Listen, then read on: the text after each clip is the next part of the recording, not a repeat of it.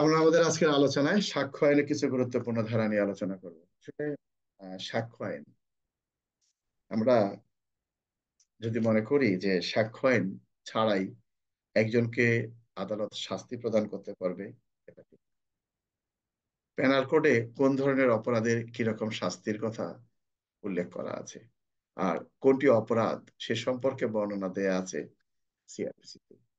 Police কিভাবে পরিচালিত হবে, কিভাবে অপরাধ দমন করবেন, কিভাবে তথ্য উদ্ঘাটন করবেন, কিভাবে পুলিশ আহ তদন্ত রিপোর্ট আদালতে দাখিল করবেন, সবকিছু সিআরপিসি তে উল্লেখ করা আছে। যতই আপনি যাই কিছু উল্লেখ করেন না কেন, সাক্ষ্য প্রমাণ ছাড়া আদালত কখনোই কোনো ব্যক্তিকে দোষী সাব্যস্ত করতে পারে না। এটা মনে রাখতে হবে। এজন্যই সাক্ষ্য আইন একটা গুরুত্বপূর্ণ বিষয়। তো সাক্ষ্য আইনের আমরা বিভিন্ন ধারা আলোচনা করেছি। গতকালকে আমরা যেটা আলোচনা করেছিলাম, সাক্ষ্য আইনের 45 ধারা, অর্থাৎ বিশেষজ্ঞের মতামত। বিশেষজ্ঞ কে? তুমি আমি না। বিশেষজ্ঞ ওই ব্যক্তি যাকে কিনা সরকার কর্তৃক স্বীকৃতি দেওয়া হয়েছে যে এই ব্যক্তিটা একজন পারদর্শী বা এক্সপার্ট। কিসের উপরে?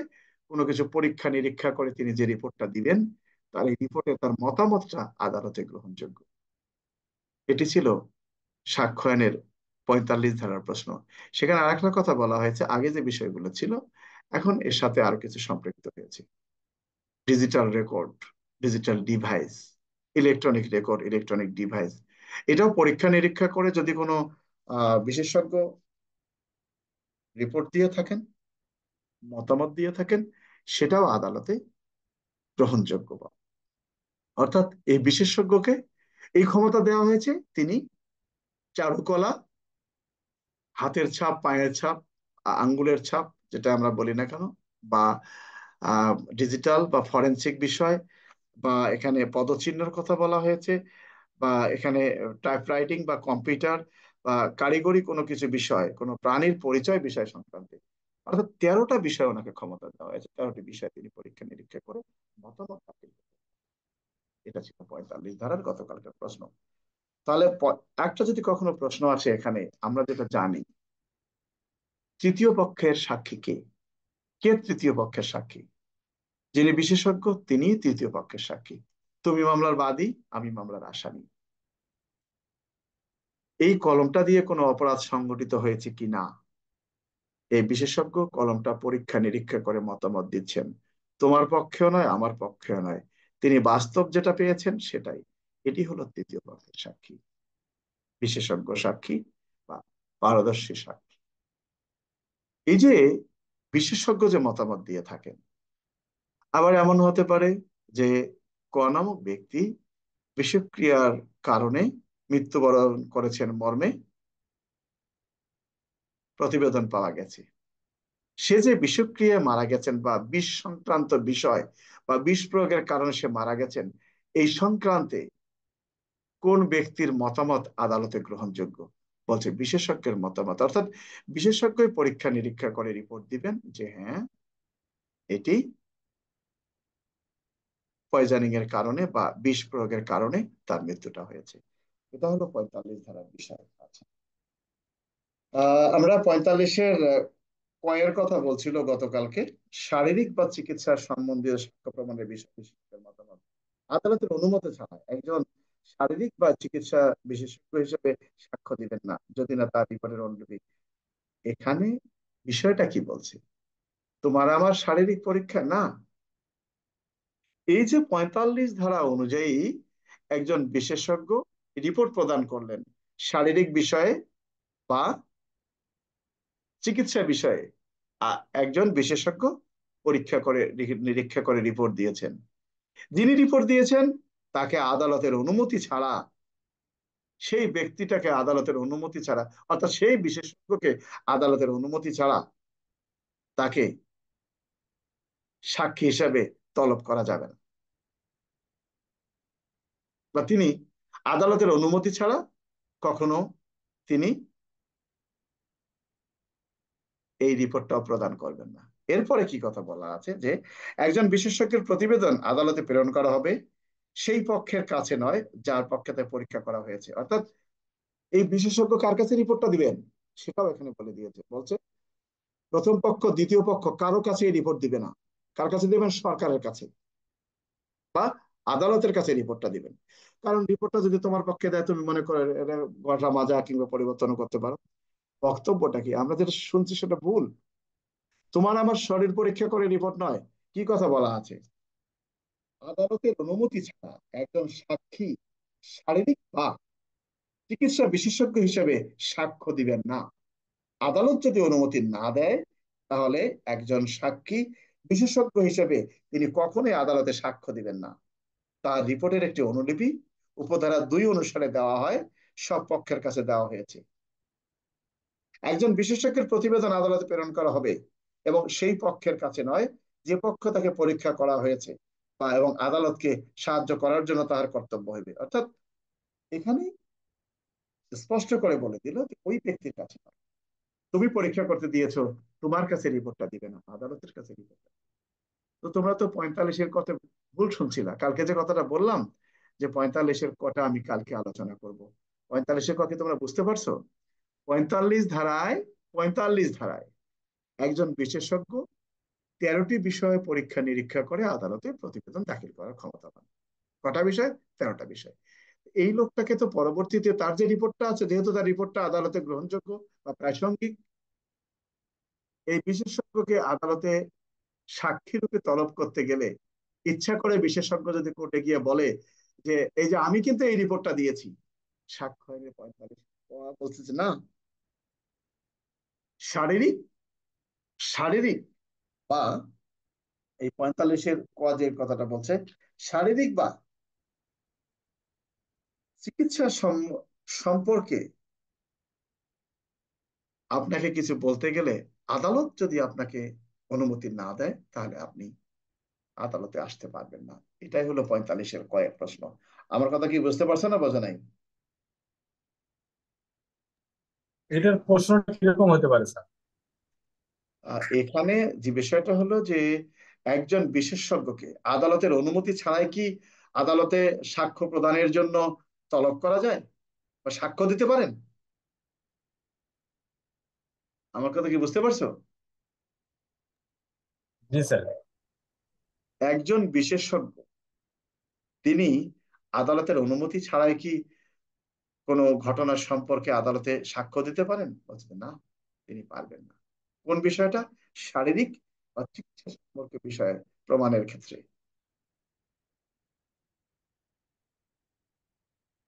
যাক, 46 আমাদের প্রয়োজন নেই, 47 ধারাটা আমাদের জন্য খুবই গুরুত্বপূর্ণ বিষয়।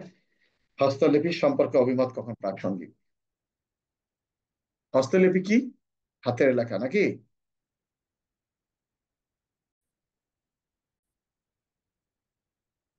47 ধারার বক্তব্যটা কি? হস্তলিপি সম্পর্কে অভিমত যখন প্রাসঙ্গিক, অর্থাৎ হাতের লেখা সম্পর্কে অভিমত যখন প্রাসঙ্গিক। এখানে একটা কথা বলা হয়েছে যে একটি দলিল কোনো এক ব্যক্তি দ্বারা লিখিত বা স্বাক্ষরিত হয়েছে বলে সে সম্পর্কে আদালতে যখন কোনো অভিমতে আসতে হয়, অর্থাৎ একটা হাতের লেখা আদালতে বিচারের জন্য আছে। আদালত যখন এই ব্যক্তির হাতের লেখা সেটা কিনা এ সম্পর্কে যখন মতামত প্রদান করবেন আদালত, তখন কি করবেন? আদালত তখন দেখবেন যে ব্যক্তির দ্বারা লিখিত বা স্বাক্ষরিত হয়েছে বলে মনে করা হয়েছে, সেই ব্যক্তির দ্বারা লিখিত বা স্বাক্ষরিত হয়েছে বা হয় নাই, এই মর্মে উক্ত ব্যক্তির হাতের লেখার সাথে যারা পরিচিত, তাদের অভিমতটা আদালতে প্রাসঙ্গিক। এই প্রশ্নটা এত সহজে আসে না। একটা প্রশ্ন আসছিল যে ক একটা চিঠি লিখেছে, এই লেখাটা কেউ দেখে নাই, শোনে নাই, কিন্তু প্রকৃতপক্ষেই যে তার লেখা, এখানে কার অভিমত আদালতে প্রাসঙ্গিক? এই যে প্রশ্নটা কয়ের এখানে একটা বলা আছে, আহ একটা প্রশ্ন আসছিল খ, গ অথবা ঘ। এখানে সুন্দর করে একটা প্রশ্ন তোমাদের এখানে পরীক্ষায় অলরেডি চলে আসছিল, তোমরা এটা দেখছো কিনা জানি না। একটা প্রশ্ন আসছিল, একটা মানে এই প্রশ্নটা পরীক্ষায় আসছিল, কি লেখা ছিল? খ, গ অথবা ঘ, কেউই যদি কখনো ক নামক ব্যক্তিকে লিখতে দেখে নাই, তথাপিও বিশেষ চিঠিপত্র কয়ের হাতের লেখা কিনা সে প্রশ্নে খ ও গ এবং ঘ এর অভিমত প্রাসঙ্গিক। অর্থাৎ এই প্রশ্নটা পরীক্ষা আসছিল, তোমরা জানো কি? তো আমাদের জি ছিল স্যার। স্যার সাপ্লিমেন্টারি পরীক্ষায়। হ্যাঁ, এই পরীক্ষার প্রশ্ন, এটা 47 ধারার প্রশ্ন। অনেকে কিন্তু জানে না যে এটা 47 ধারার প্রশ্ন, তাই না? অনেকে 67 ধারায় চলে গেছে। 47 ধারার যে প্রশ্নটা, 47 ধারার মধ্যে এই প্রশ্নটা পরীক্ষা আসে। 47-এর প্রশ্ন কিন্তু পরীক্ষায় প্রায় আসে। তো এখানে যে কথাটা বলা আছে 47 ধারায়, আমরা কি বলা আছে, কোনো একটি দলিল কোনো এক ব্যক্তি দ্বারা লিখিত বা স্বাক্ষরিত হয়েছে কিনা এই বিষয়ে যখন কোনো আদালতে কে একটি অভিমতে আসিতে হয়, তখন ওই ব্যক্তির দ্বারা লিখিত বা স্বাক্ষরিত হয়েছে মনে হয় তার হাতের লেখার সাথে যারা পরিচিত তাদের অভিমতটা আদালতে প্রাসঙ্গিক। একটা লেখা সম্পর্কে আদালতে বিচার চলছে, কিন্তু তার লেখা সম্পর্কে এই বিষয়টি বলছে যে আহ কোনো এক ব্যক্তি দ্বারা লিখিত স্বাক্ষরিত হইয়া থাকিবে বলে মনে করা হচ্ছে, কিন্তু এটা তো আসলে কেউ দেখে নাই। তো বলতে এই সম্পর্কে যারা মতামত দিবেন, অভিমত দিবেন, তাদের বিষয়টা প্রাসঙ্গিক। একজনের অপরের হাতের লেখার সহিত তখনই বলা যাবে যখন এক ব্যক্তি অপর ব্যক্তিকে লিখতে দেখেছে। আচ্ছা, এখানে একটা জিনিস আসছে তোমাদের, এটা হচ্ছে বড় জিনিস, বিষয়টা ডিজিটাল স্বাক্ষর কি প্রাসঙ্গিক? 47 ধারার মধ্যে তোমাদের যে বক্তব্যটা, ডিজিটাল স্বাক্ষর কি আদালতে প্রাসঙ্গিক? 47-এর জানো কি? ডিজিটাল স্বাক্ষর সম্পর্কে মতামত। 47 মশলা। হ্যাঁ, ডিজিটাল স্বাক্ষর, এখানে কি কথা বলা আছে? তোমার ব্যাংকে অ্যাকাউন্ট আছে, তোমার একটা সই আছে, তোমার এই সইটা স্ক্যানিং করে কম্পিউটারে ধারণ করে রাখা হয়েছে। তো প্রকৃতপক্ষে ওই লেখাটা যে তোমার ওই কম্পিউটারে যে আছে, ওই কম্পিউটারে যে সার্টিফাই কপি যে দিবেন, অর্থাৎ তোমার যে হাতের লেখা, এই এই স্বাক্ষরটা আদালতে প্রাসঙ্গিক কিনা। ওকে, হ্যাঁ, ওই সম্পর্কে যে মতামত যে ব্যক্তি দিবেন যে হ্যাঁ ওটা তারই লেখা, এটা আদালতে প্রাসঙ্গিক। কি বলছে? যেখানে প্রাসঙ্গিক সেখানে ডিজিটাল স্বাক্ষর সম্পর্কে মতামত প্রদান। যখন আদালতে কোনো ব্যক্তির ডিজিটাল স্বাক্ষর সম্পর্কে মতামত তৈরি করিতে হয়, তখন ডিজিটাল স্বাক্ষর সার্টিফিকেট প্রদানকারী কর্তৃপক্ষের মতামত একটি প্রাসঙ্গিক। তার মানে কি বলা হলো, যখন কোনো আদালতে ডিজিটাল স্বাক্ষর সম্পর্কে, অর্থাৎ এই ডিজিটাল স্বাক্ষর সম্পর্কে মতামত চাওয়া হয়, তখন ওই যে সার্টিফিকেট বা স্বাক্ষর যে প্রদান করেছেন যে কর্তৃপক্ষ, অর্থাৎ ওইটা যার আওতায় আছেন তার সার্টিফাইড কপিটাই আদালতে প্রাসঙ্গিক। আমার কথা কি বুঝতে পারছো না, বোঝো নাই?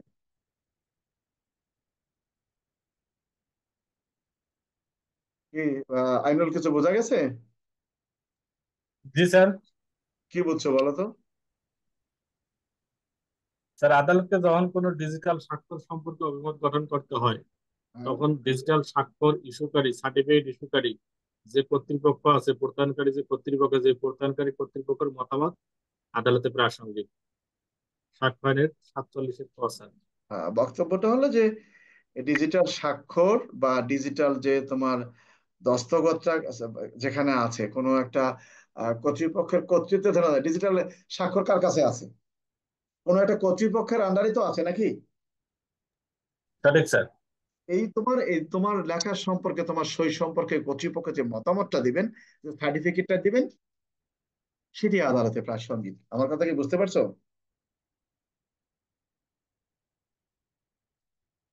কি আমার কথা বুঝতে পারছো কি বোঝো নাই? জি জি স্যার, স্যার। বুঝতে পারছি স্যার। কি কোনো সমস্যা আছে এটা বুঝতে? না স্যার।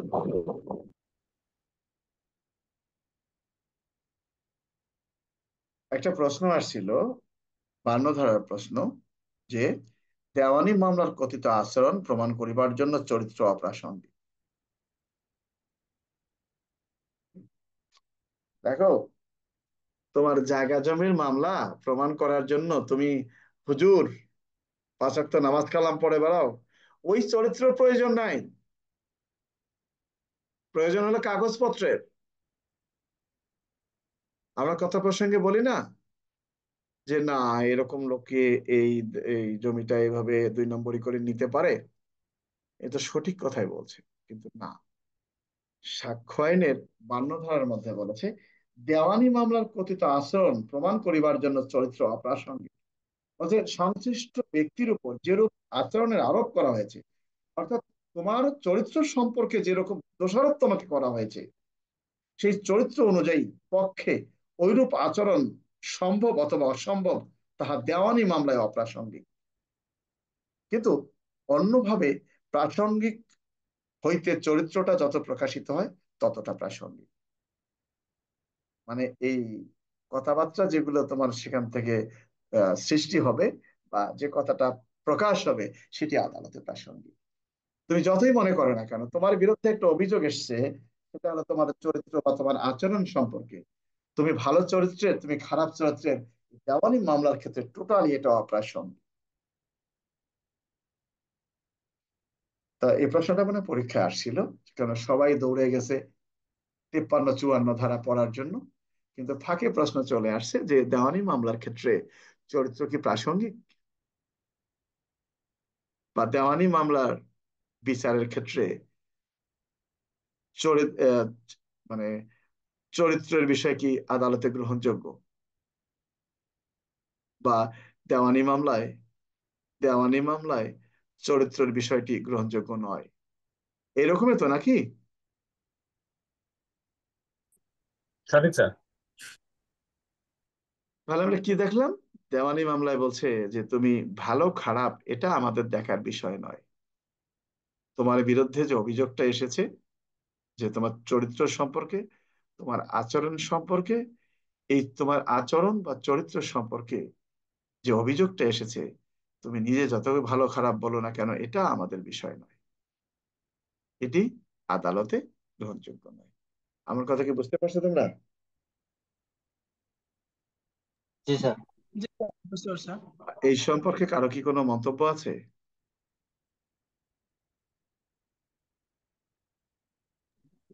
না স্যার, মন্তব্য নেই। আদালতে একটা হত্যা মামলার বিচার চলছে। আসামি পক্ষের আইনজীবী বললেন যে আমার মক্কেল একজন ভালো চরিত্রের মানুষ, ভালো চরিত্রের অধিকারী। এই বক্তব্যটা কি আদালতে প্রাসঙ্গিক? জি স্যার। সাক্ষ্য আইনের 53 ধারায় কি বলছে? আসামি একজন সচ্চরিত্র ব্যক্তি, তার চরিত্র একেবারে ফুলের মতো পবিত্র। আসামির চরিত্র ফুলের মতো পবিত্র, তার দ্বারা এরকম ঘটনা ঘটানোর সম্ভব নয়। এটি আদালতে গ্রহণযোগ্য। তার মানে এখানে বলছে আসামিকে তুমি ইচ্ছা করে খারাপ বলতে পারবে না। তাহলে ফৌজদারি মামলায় আসামির চরিত্র কি প্রাসঙ্গিক? তখন বলা আছে যে সাক্ষ্য আইনের 53 ধারায় বলেছে যে ফৌজদারি মামলার বিচার চলাকালে আসামির ভালো চরিত্রের মানুষ, সেটি আদালতে প্রাসঙ্গিক। এখন 54 ধারায় যে বক্তব্যটা বলা আছে,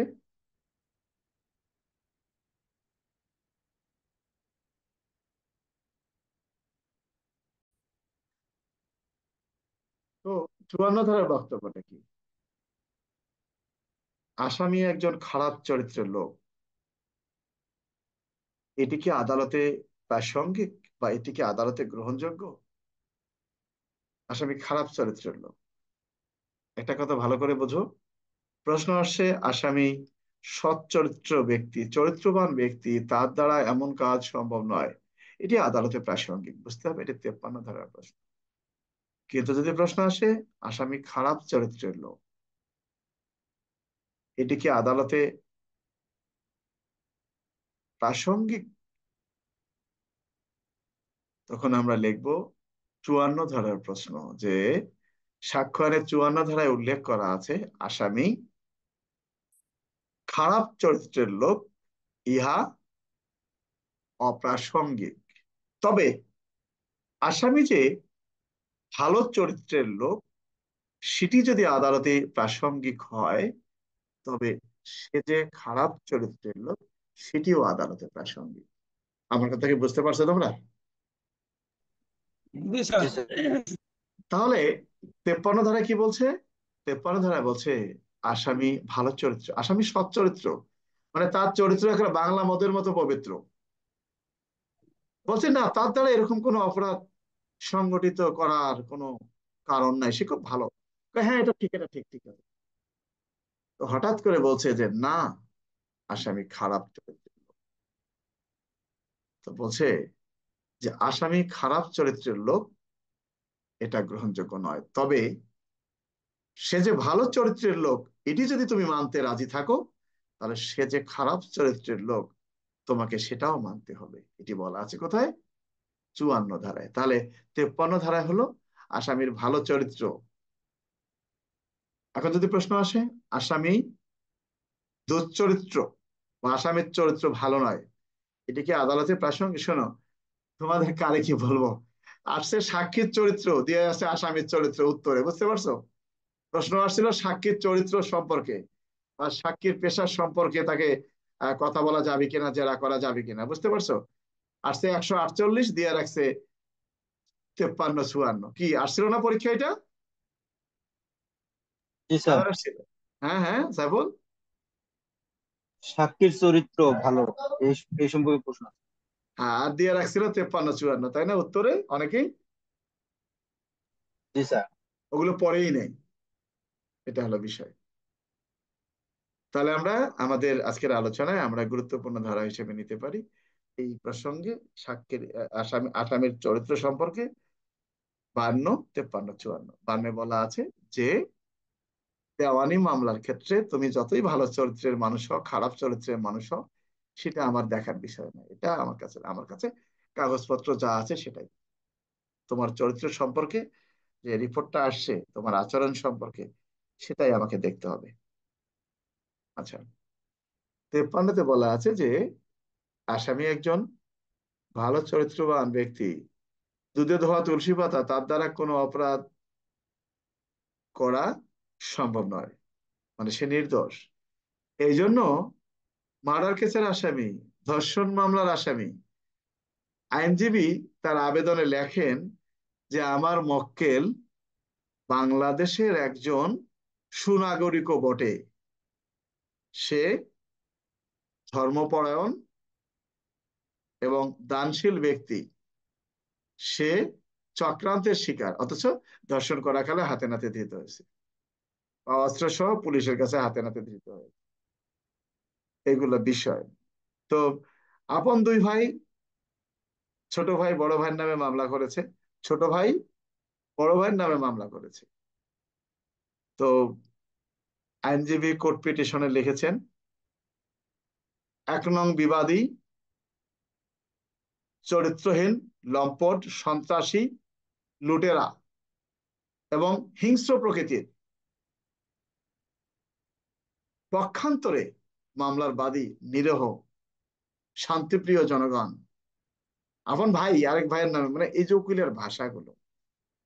তো মামলার প্রমাণের ক্ষেত্রে আসামির চরিত্র অপ্রাসঙ্গিক দুটো বলা আছে। যাই হোক, আমরা যে আজকে ছোট 3টে আলোচনা করলাম, এর সম্পর্কে আরো কিছু বলার আছে তোমাদের? কিছু বলার আছে? না স্যার, বলার নাই, বুঝতে পারছি তিনটাই স্যার। আচ্ছা। স্যার, হ্যাঁ, আসামির চরিত্র নিয়ে যদি প্রশ্ন আসে সেক্ষেত্রে এই 53 54 ধারা আসতে পারে, আর সাক্ষী চরিত্র নিয়ে যদি প্রশ্ন আসে সেক্ষেত্রে ওগুলা কোন ধারা? যখন যাবো তখন ওইটা কথা বলবো না ওখানে। হুম, এটা জেনে রাখো, জি, এটা আসামির চরিত্র, সাক্ষীর চরিত্র এখানে না। সাক্ষীর ঠিক আছে। এখানে এই জন্য বললাম যে পড়াশোনা করবা মূল বই দেখে। কারণ এখানে এই 52 53 এখানে বলাই আছে আসামির এর চরিত্র সম্পর্কে।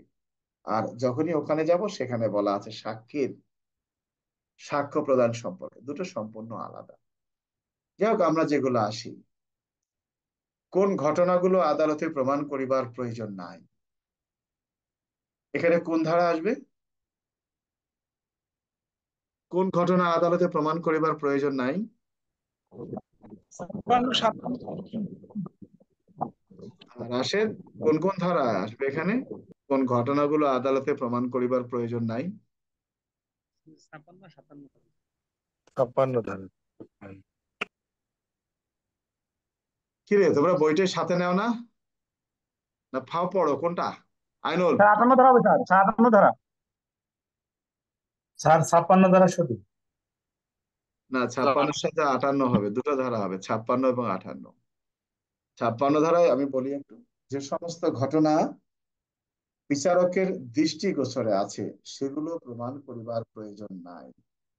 58-তে এসে বলল স্বীকৃত ঘটনাসমূহ প্রমাণ করিবার প্রয়োজন নাই।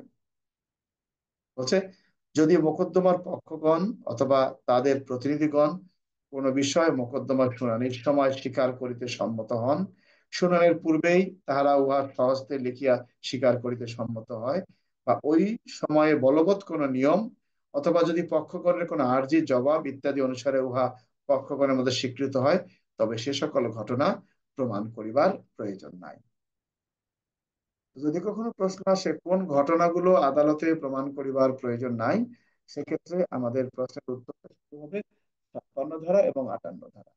আমার কথা কি বুঝতে পারছো না, বোঝো নাই? জি স্যার। কি অবস্থায় কোনো সমস্যা? না স্যার, বুঝতে পারছি স্যার।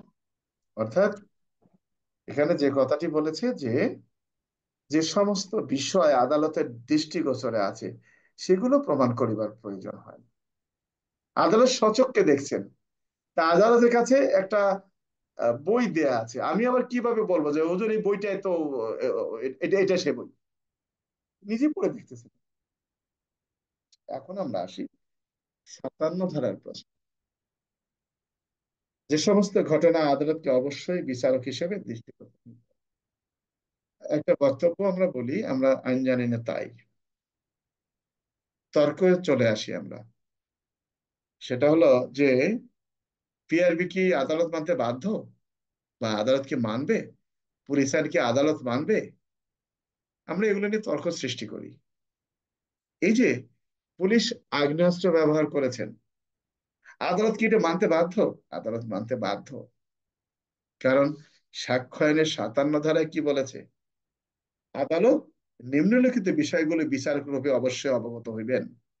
অর্থাৎ একজন আদালতের একজন বিচারক বিচার চলাকালে নিম্ন বর্ণিত বিষয়গুলি তাকে অবশ্যই অবগত, তাকে জানতে হবে এই বিষয়গুলো কি।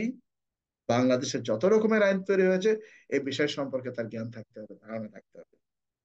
সশস্ত্র বাহিনী সম্বন্ধের জন্য যুদ্ধ বিধি সমূহ, সংসদ বাংলাদেশের বর্তমানে বলবৎ আইনে প্রতিষ্ঠিত কোনো আইনসভার কার্যপদ্ধতি, এগুলো আদালতকে, এখানে অনেকগুলো 12টা 13টা দেওয়া আছে।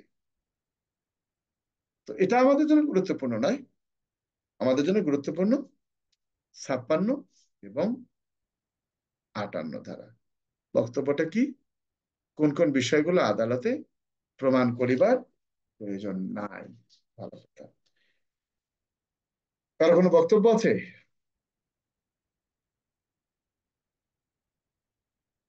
না স্যার। স্যার এখানে 3টে দ্বারাই হবে নাকি স্যার, এটাই আমি জানি। না, 3টা ধারা হবে না, 57 তো আলাদা বিষয়। আমরা যদি 59 ধারায় যাই, একটা প্রশ্ন আছে, দলিলের বিষয়বস্তু ব্যতীত সকল বিষয়ে মৌখিক সাক্ষ্য দ্বারা প্রমাণ করতে হবে। দলিল কি? তুমি একটা সরেও অক্ষর লিখছো, এটা আইন অনুযায়ী দলিল। এটা কাঠের মধ্যে লিখে রাখছো, এটাও একটা দলিল। তো বলছে যে দলিলের বিষয়বস্তু ব্যতীত সকল বিষয়ে মৌখিক সাক্ষ্য দ্বারা প্রমাণ করতে হবে। তাহলে দলিল কি দিয়ে প্রমাণ করতে হবে? দলিল কি দিয়ে প্রমাণ করতে হবে? এই 59 ধারায় বলছে দলিলকে প্রমাণ করতে গেলে দলিল দিয়ে প্রমাণ করতে হবে। কি জি স্যার। সেটি হতে পারে?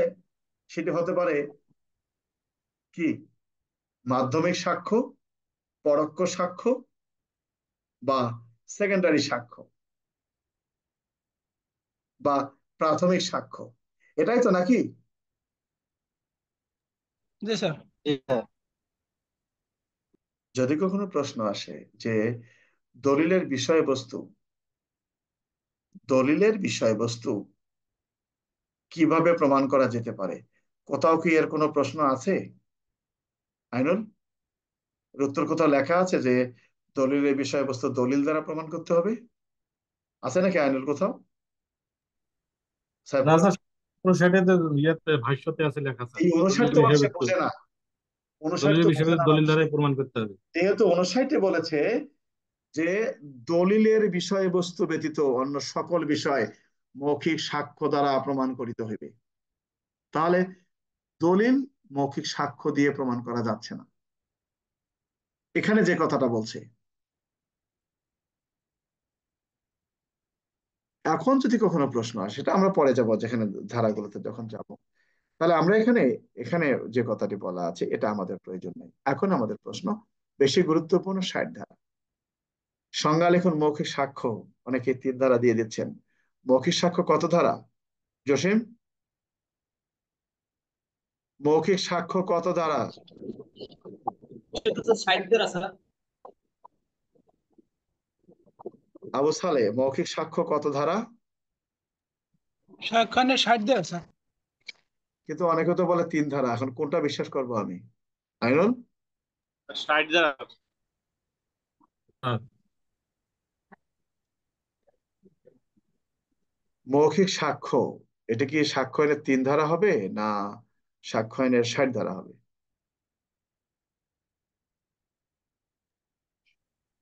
তো 60 দ্বারাই হয় না। কারণ মৌখিক সাক্ষ্য সম্পর্কে মৌখিক সাক্ষ্য সম্পর্কে কোন বিষয়টি প্রাসঙ্গিক, বা মৌখিক সাক্ষ্য সম্পর্কে কোন উক্তিটি আদালতে গ্রহণযোগ্য। এখানে যদি প্রশ্ন আসে মৌখিক সাক্ষ্য সর্বক্ষেত্রে প্রত্যক্ষ হইতে হইবে, ব্যাখ্যা দিন। প্রত্যক্ষ কি? সামনাসামনি আমার মুখের কথা আমি যে সাক্ষ্যটা দেব, তোমার সামনে গিয়ে বলতে হবে, বরাবর সে কথাই বলা হয়েছে। মৌখিক সাক্ষ্য সকল ক্ষেত্রে প্রত্যক্ষ হইতে হবে, তার মানে এই নয় যে ঘটনা শুধু দেখতে হবে, ঘটনা ঘটনা সম্পর্কে তুমি দেখছো তা না। অর্থাৎ তুমি যে বক্তব্যটা দিতে চাও যে আমি ঘটনাটা দেখেছি, তো এই ধারা বলছে যে ভাই, যেহেতু তুমি ঘটনাটা দেখেছো, তোমাকে আদালতে গিয়ে বলতে হবে যে আমি ঘটনাটা সচক্ষে দেখেছি। তুমি যদি বলো যে ঘটনাটা আমি শুনেছি, তাহলে তোমাকে আদালতে গিয়ে বলতে হবে যে ঘটনাটি আমি শুনেছি। তুমি যদি বলো যে ঘটনাটি আমি ইন্দ্রিয় দ্বারা অনুধাবন করতে পেরেছি, আমি অন্ধ ব্যক্তি, আমি নাক দিয়ে ঘ্রাণ শুনতে পেয়েছি, কান দিয়ে কথা শুনতে পেরেছি, অর্থাৎ আমি ইন্দ্রিয় দ্বারা অনুধাবন করতে পেরেছি, তো বলছে ভাই তুমি কোর্টে গিয়ে বলো যে তুমি ইন্দ্রিয় দ্বারা অনুধাবন করতে পেরেছো।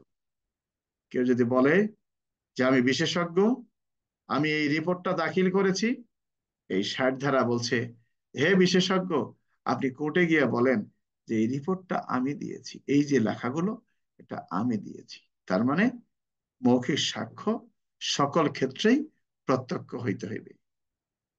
মৌখিক সাক্ষ্য কোন ধরনের হয়ে থাকে? মৌখিক সাক্ষ্য সকল ক্ষেত্রেই প্রত্যক্ষ হয়ে থাকে।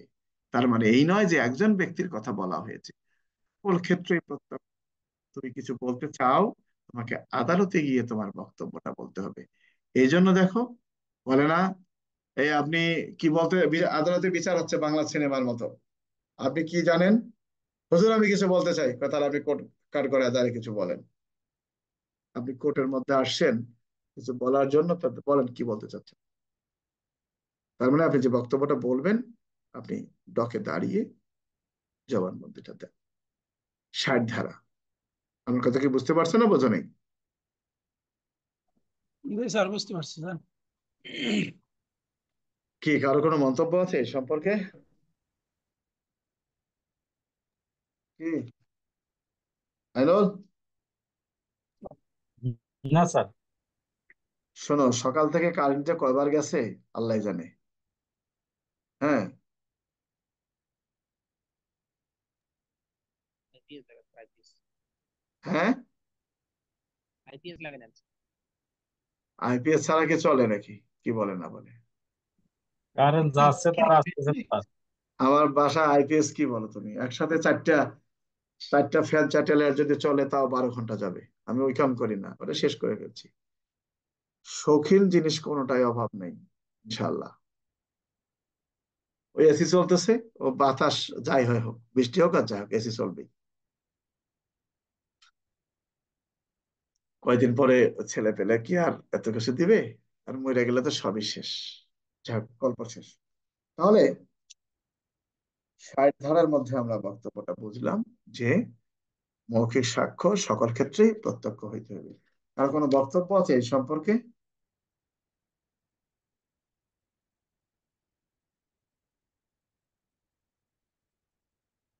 কারো কোনো বক্তব্য না আছে? স্যার, আইনুল, না স্যার। যদি কখনো প্রশ্ন আসে দলিলের বিষয়বস্তু, আমরা কি বললাম? দলিলের বিষয়বস্তু কিভাবে প্রমাণ করা যায়? দলিল দ্বারা স্যার। প্রমাণ করা যাবে। আচ্ছা, এখানে বলা আছে দলিলের বিষয়বস্তু প্রমাণ, অর্থাৎ কিভাবে কোন দলিলের বিষয়বস্তু প্রমাণ করা যায়। আমি একটু আগে যে কথা বললাম যে দলিলের বিষয়বস্তু প্রমাণ করা যেতে পারে প্রাথমিক সাক্ষ্য দিয়ে, মাধ্যমিক মাধ্যমিক। সাক্ষ্য। তার মানে দলিলের বিষয়বস্তু কিভাবে প্রমাণ করা যায়? কিছু বোঝো তোমরা এই প্রশ্নগুলো সম্পর্কে? জি স্যার, বুঝতে পারছি স্যার। জি স্যার। 61 দ্বারা প্রাথমিক কি 61 ধারা প্রাথমিক সাক্ষ্য কারে কয়? মূল দলিলটাকে বলা হয় প্রাথমিক সাক্ষ্য নাকি? জি জি স্যার। স্যার। আর দলিলের ফটোকপিটাকে কি বলা হয়? সেকেন্ডারি সাক্ষ্য নাকি, বা মাধ্যমিক সাক্ষ্য। মাধ্যমিক সাক্ষ্য স্যার। তার মানে দলিল প্রমাণ করা যেতে পারে মূল দলিলটা দিয়ে, দলিলের ফটোকপি দিও, বা দলিলের সত্যায়িত কপি দিও, এই তো নাকি? জি স্যার। জি স্যার। তাহলে 61 ধারায় বলা আছে যে দলিলের বিষয়বস্তু প্রমাণ করা যায় প্রাথমিক অথবা মাধ্যমিক সাক্ষ্য দ্বারা। ভালো। 62-তে মাধ্যমিক সাক্ষ্য, 63-তেও আছে, বলা আছে সাক্ষ্যের বিষয় এখানে বলা আছে। 63 মাধ্যমিক সাক্ষ্য বলতে কি অন্তর্গত হবে? 63 ধারাটা আমাদের জন্য গুরুত্বপূর্ণ। কোন কোন বিষয়গুলো মাধ্যমিক সাক্ষ্যের অন্তর্গত? আমার কথা কি বুঝতে পারছো না, বোঝা নাই?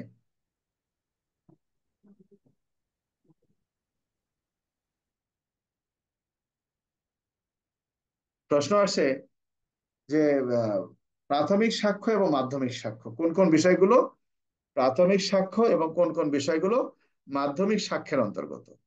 তো প্রাথমিক সাক্ষ্য কি? মূল দলিলের কথাই তো আমরা বলেছি। তাহলে মাধ্যমিক সাক্ষ্য কি?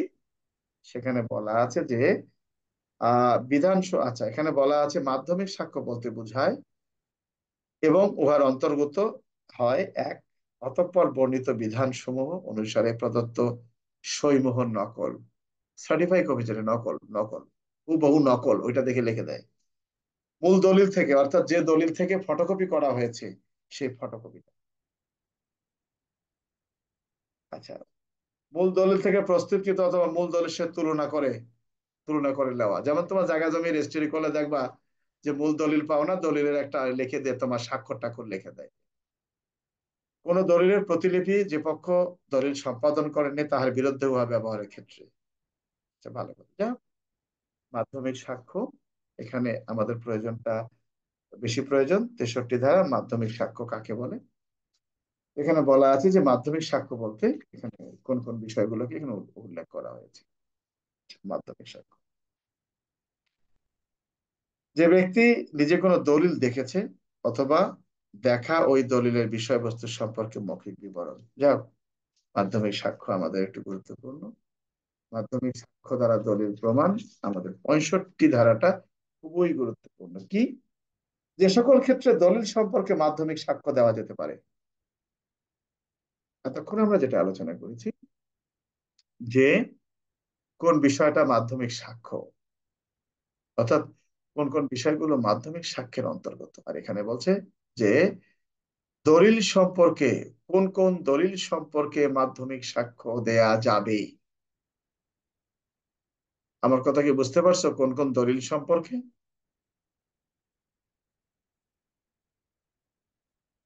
কি আমার কথা বুঝতে পারছো এটা?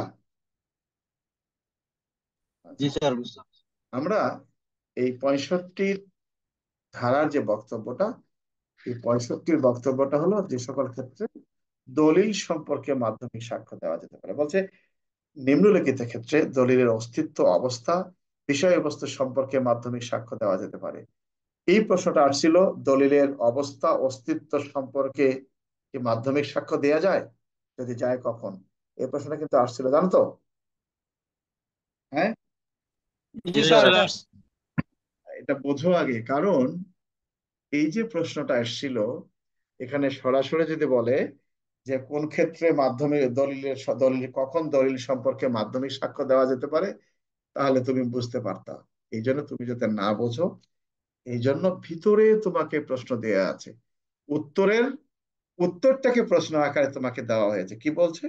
যে দলিলের অস্তিত্ব, অবস্থা, বিষয়বস্তু সম্পর্কে কখন মাধ্যমিক সাক্ষ্য দেওয়া যেতে পারে, এটা তোমাদের একটা প্রশ্ন আসছিল। কি আইনুল, জানো কি তোমরা প্রশ্নটা আসছিল? এটা কনস্টেবল থেকে এসআই প্রশ্ন আসছিল স্যার। হ্যাঁ। যাক, এটা তোমরা দেখে নিও। তোমাদের জন্য যেটা গুরুত্বপূর্ণ আজকের মতে, সেটি হলো 65 ডিজিটাল রেকর্ডের গ্রহণযোগ্য। আমরা যেটা আলোচনা করেছি, সাক্ষ্যয়নের 3 ধারা, ডিজিটাল রেকর্ড বা ইলেকট্রনিক রেকর্ড বলতে কি বোঝায়? তো বলছে এই জিনিসগুলোতে যে সকল সংরক্ষণ করা হয় সেটা ডিজিটাল রেকর্ড। ওটা কিন্তু প্রাসঙ্গিকতা সম্পর্কে বলে নাই। 65 বলা আছে ডিজিটাল রেকর্ডের গ্রহণযোগ্যতা। কিন্তু যদি প্রশ্ন আসে ডিজিটাল মাধ্যমে রুজুকৃত মামলার গ্রহণযোগ্যতা, তাহলে কি আমরা 65 দেব না 35 দেব? এজাহারের গ্রহণযোগ্যতা, এফআইআর এর গ্রহণযোগ্যতা বা জেনারেল ডায়েরির গ্রহণযোগ্যতা ডিজিটাল মাধ্যমে, আমরা কোনটা দেব? 35। তাহলে 65 কি বলছে? 65 কোন বিষয়ে গ্রহণযোগ্যতার কথা বলা হয়েছে? ডিজিটাল রেকর্ড গুলো যে সংরক্ষণ করা হয়েছে অর্থাৎ 3 ধারায় যে সংরক্ষণ করা হয়েছে সেটি এখানে গ্রহণযোগ্যতার কথা বলা হয়েছে। কি বলা আছে? একটা সেকেন্ড। 65 কি বলা আছে? বলা আছে এই আইনে যাহাই কিছু থাকুক না কেন ডিজিটাল রেকর্ডে থাকা, তার মানে 3 ধারায় বলা আছে ডিজিটাল রেকর্ড কাকে বলে। বলছে ডিজিটাল রেকর্ডে থাকা যে কোনো তথ্য যা একটি কাগজে মুদ্রিত, সংরক্ষিত রেকর্ড কম্পিউটার দ্বারা উৎপাদিত অপটিক্যাল ম্যাগনেটিয়াম এর পক্ষে কম্পিউটার আউটপুট হিসেবে উল্লেখ করা হয়েছে বা গণ্য হবে, এগুলোর প্রাসঙ্গিকতা সম্পর্কে বলা হয়েছে। অর্থাৎ এই বিষয়গুলো আদালতে আমি যে মুখের কথা বলে সাক্ষী দিতেছি, এতক্ষণ আমরা যেটা দেখলাম যে মৌখিক সাক্ষ্য সকল ক্ষেত্রে প্রত্যক্ষ হতে হবে। পরে বলল যে দলিল প্রমাণ করা যেতে পারে দলিলকে দিয়ে। কিন্তু এখানে বলছে যে এই ডিজিটাল মাধ্যমে যে সকল সংরক্ষণ করা হয়েছে এগুলো কি আদালতে সাক্ষ্যরূপে ব্যবহার করা যাবে? 65 বলছে যে হ্যাঁ, ডিজিটাল রেকর্ডে বা ইলেকট্রনিক রেকর্ডে যে সকল সংরক্ষিত করা আছে এগুলো আদালতে সাক্ষ্যরূপে ব্যবহার করা যাবে। এটি হলো 65 প্রশ্ন। আমার কথা কি বুঝতে পারছেন না বোঝো নাই? এটা যে অনেক বড় লেখা স্যার, তাহলে লিখবোটা কি স্যার? ওইটুকুই এত লিখে দিলে লেখার হবে স্যার? দরকার নেই, সংক্ষেপে বানায় স্থানে লিখে দিবা। ওই 2 এর আগের অংশটা লিখে দেবে। এখানে লাইন আছে 5টা 7টা লাইন আছে, ওইটাই 7টা লাইনই লিখে দেবে। বুঝতে পারছো কথাটা? জি স্যার। কারণ কি জানো, এই যে এই কথাটি বলা আছে যে ডিজিটাল রেকর্ডে থাকা, ডিজিটাল রেকর্ডে অলরেডি আগেই ধারণ করে রেখেছে, তো এজাহারের সাথে এটার কোনো মিল নাই, আছে নাকি আইনুল? না স্যার, ওটা তো একটা এজাহার। যাই হোক, আমরা মোটামুটি আলোচনা করলাম। আর না, কারো কিছু বলার থাকলে সংক্ষেপে বলতে পারবো। স্যার হ্যাঁ, সকালে আমরা এমসিকিউ দেব। হ্যাঁ, এই যে একটা প্রশ্ন স্যার সবার মাথায় ঘুরতেছে, যে কখন দলিলের বিষয়বস্তু মৌখিক সাক্ষ্য দ্বারা প্রমাণ করা যায়। এই প্রশ্নটা কয়েকবার ইনস্পেক্টর হিসেবে আসছিল স্যার। আচ্ছা। তো এটা কি অ্যান্সারটা কি এইভাবে করা যায় না কি স্যার? ওই যে মাধ্যমিক সাক্ষ্য 63 ধারায় 5 নম্বরে যে আছে স্যার, যে ব্যক্তি নিজে কোনো দলিল দেখিয়েছে তাহার উক্ত দলিল সম্পর্কে মৌখিক সাক্ষ্য। শোনো, এই দলিলের বিষয় সম্পর্কে মৌখিক সাক্ষ্য গ্রহণযোগ্য কিনা, এটা তুমি 63 ধারার কথা বলতেছো? প্রশ্নটা ছিল স্যার এরকম, যে কখন দলিলের বিষয়বস্তু মৌখিক সাক্ষ্য দ্বারা প্রমাণ করা যায়। তো 63 ধারায় যে স্যার, ওই যে 5 নাম্বার যে উদাহরণটা আছে স্যার, 5 নাম্বার যে প্রকারটা আছে, হ্যাঁ, এইটা দিয়ে কি ওই অ্যান্সারটা সঠিক হবে নাকি স্যার? শোনো, 63-র পাশে যে কথাটি বলা আছে আমি একটু দেখি। 63-র, যে ব্যক্তি কোনো দলিল দেখে আছে সেই দলিলের বিষয়বস্তু সম্পর্কে তার মৌখিক বিবরণ কোন সাক্ষ্যকে মাধ্যমিক বা দ্বিতীয় সাক্ষ্য বলা যেতে পারে, এটা না। না, তুমি যে কথাটি বলছো এটা তো 47 ধারার প্রশ্ন। কি কথা বুঝতে পারছো? একটা দলিলের বিষয়বস্তু মৌখিক সাক্ষ্য দ্বারা প্রমাণ করা যায় 47 ধারায়। অর্থাৎ ওই লেখাটা বা ওই দস্তখতটা বা ওই লেখাটা কেউ দেখে নাই, শোনে নাই, বোঝে নাই, বলছে না ওখানে। কিন্তু যারা অর্থাৎ আদালতকে যখন কোনো ব্যক্তির লেখার সম্পর্কে অভিমত আসিতে হয়, তখন ওই লেখার সম্পর্কে যারা পরিচিত আছে তাদের মৌখিক সাক্ষ্যটাই আদালতে গ্রহণযোগ্য। অর্থাৎ ওই দলিলটা প্রমাণের ক্ষেত্রে ওই দলিলটা যে লিখেছে তার লেখা সম্পর্কে যার মন্তব্য, যার বক্তব্য, সেটি আদালতে প্রাসঙ্গিক। বিষয়টা বোঝা গেছে আইনুল?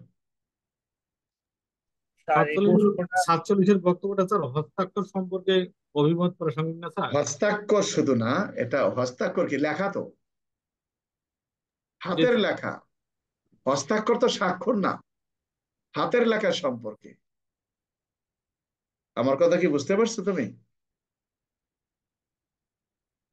শোনো, স্যার এই প্রশ্নটা উত্তর এক জায়গায় দেখলাম যে 60 ধারা 67 ধারা। আরে বাবার কি 60 ধারা 67 ধারা? 67 ধারা হলো তোমার হাতের লেখা কিনা, তোমার স্বাক্ষর কিনা, এটা কিভাবে প্রমাণ করা যেতে পারে। আর এখানে বলা আছে কি জানো, প্রথমেই পড়ো, কোনো একটি দলিল কোনো এক ব্যক্তি দ্বারা লিখিত বা স্বাক্ষরিত হয়েছে কিনা। তো প্রথমেই তো দলিলের কথা বলা আছে। তো এই দলিল যে লিখছে বা দলিল সম্পর্কে যে অবগত আছে, সেখানেই তো বলা আছে যে তাদের মতামত আদালতে প্রাসঙ্গিক। কি আইনুল? জি স্যার। একটি দলিল কোনো ব্যক্তি দ্বারা লিখিত বা স্বাক্ষরিত হয়েছে কিনা এ বিষয়ে যখন আদালতকে অভিমতে আসিতে হয়, অর্থাৎ আদালতকে যখন কোনো সিদ্ধান্তে আসতে হয়, তখন আদালত যে ব্যক্তি দ্বারা উহা লিখিত বা স্বাক্ষরিত হয়েছে বলিয়া মনে করতেছেন, সেই ব্যক্তির হাতের লেখার সাথে যারা পরিচিত তাদের মতামতটাই আদালতে প্রাসঙ্গিক। বিষয়টা ক্লিয়ার? জি স্যার। যাই হোক, তারপরে তোমরা দেখো আমারও ভুল হতে পারে, আর কারো কিছু বলার থাকলে বলতে পারো। কারো কিছু বলার থাকলে বলতে পারো। স্যার, জব্দ তালিকার সাক্ষী যদি পরবর্তী আদালতে হাজির হতে না পারেন, তখন জমি বাতিল বলে কোন দ্বারা সাক্ষ্য কি হবে স্যার? কেন সাক্ষী কি হবে এখানে? জব তালিকার সাক্ষীর 161 করতে হয়, জানো তো? জি স্যার, মানে এটা অনেক 32 সময় ধারা হবে। যত সাক্ষী করার পরে আদালতে স্যার যাইতে পারে না। 32 জব্দ ধারা, তালিকার 32 ধারা। 32 ধারা দিয়ে দেবে। হম, যে সাক্ষী হোক, যে ব্যক্তি হোক, তাকে যদি আদালতে তলব করে পাওয়া না যায়, যেমন কিছু আবার নির্দিষ্ট আইন আছে, নারী শিশুর বেলায় আলাদা, অমুক আইনের বেলায় আলাদা, এ ব্যতীত যদি কোনো আইন উল্লেখ করা না থাকে।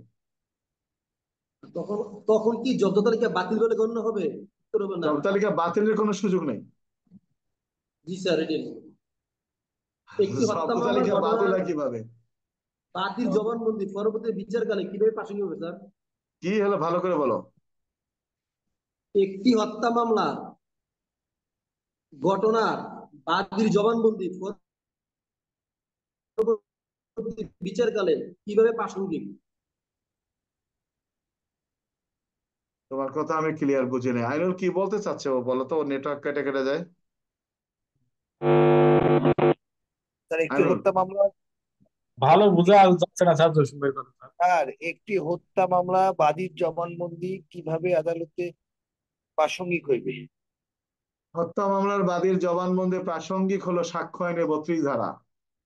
সে হত্যা মামলা হোক আর চুরি মামলায় হোক,